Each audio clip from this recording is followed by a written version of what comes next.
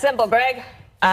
Should we hit January 6th first? Well, I don't know. I mean, that was a beautiful backdrop. It was very inspiring for everybody. And I think they should name it the Hunter inflation because it's always high even when Joe claims it isn't.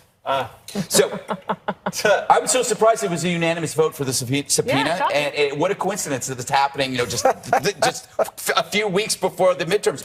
But what are they trying to do? I have a feeling that they're secretly trying to reelect Trump because this committee is proving what he and millions of pissed off supporters have always suspected, that the deck is stacked against them. This is a kangaroo court, right? Everybody there has their ideology, whether it's never Trumpism or the progressives. It's a stacked committee with preordained conclusions, with unlimited time and unlimited effort paid for by us, the taxpayer. So why would there be this outcome?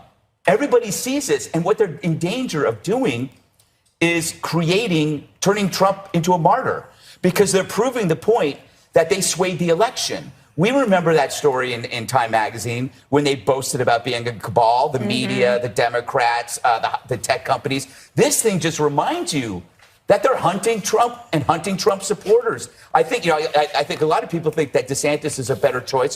He's maybe a younger, smoother, more sophisticated candidate. But then you could have people that just say, screw it, I'm going to vote for Trump because these people are idiots. And this is a scam. They're martyring him. Do you want to comment on January 6th, inflation, dealer's choice? I am impressed with the Democrats, and I don't always say that, but they are so devious, they're so deceptive.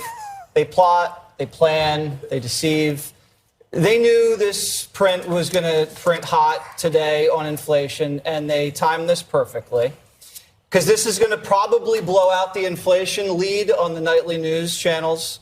And it's maybe a one-day thing, but they got what they wanted. It did it here. They did it here. It takes a little bit out of the number that dropped. And I sometimes wish that the Republicans could be as crafty as this. They were pretty crafty with the migrant flights to the vineyard, but they have to counterpunch huge.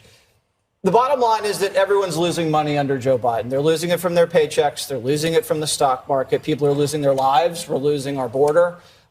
Little kids are losing their gender because they get stuffed in classrooms with grooming teachers.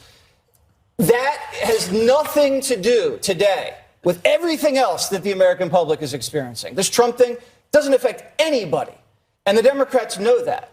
But they don't want to solve any of the problems that they've created. They want to distract you with Trump so you don't think as much about all of the problems that they created. They're not about the people. They're about the power. And that's why they did to the Saudis what they impeached Trump for. Right. Remember, they said, I'm gonna withhold military aid to an ally in exchange for a political favor. What's the favor? Oh, you're gonna put more oil before the midterms to help the Democrats.